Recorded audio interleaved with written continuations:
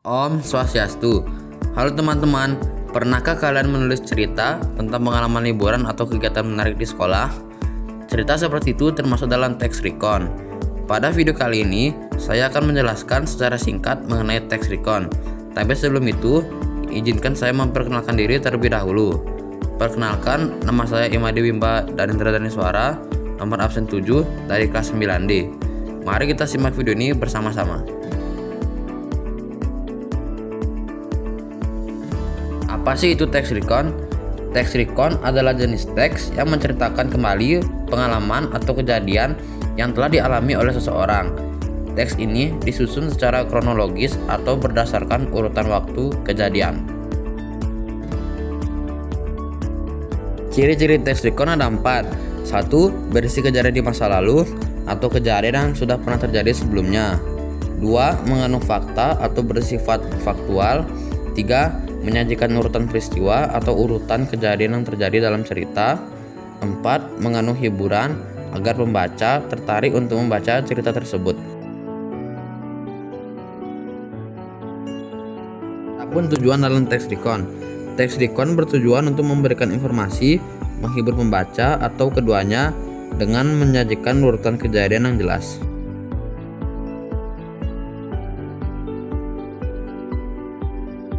Ada 3 unsur yang membangun teks recon, yaitu fakta, opini, dan asumsi.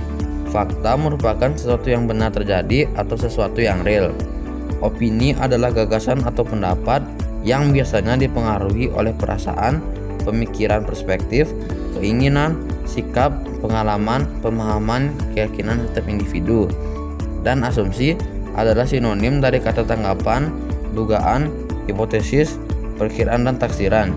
Singkatnya, asumsi adalah dugaan atau gagasan sementara yang kebenarannya belum bisa dibuktikan.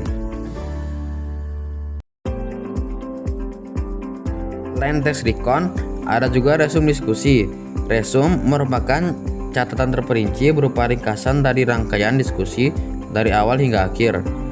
Beberapa poin yang harus ada dalam resum diskusi antara lain: 1. Judul diskusi. 2. Tempat dan waktu pelaksanaan diskusi. 3. Daftar anggota yang hadir. 4. Tujuan diskusi. Dan 5. Pembahasan dan hasil. Setelah memahami bagaimana cara membuat resum diskusi, mari kita lanjut untuk memahami apa itu menyimak teks recon. Menyimak recon berarti mendengarkan atau menonton teks cerita ulang dengan tujuan memahami isi cerita masa lalu, baik yang bersifat faktual maupun imajinatif. Apa sih tujuan kita menyimak recon? Ada 4 tujuan, yaitu 1.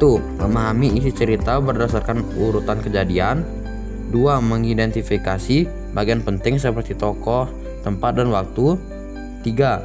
Melatih keterampilan mendengar, mencatat, dan menyimpulkan.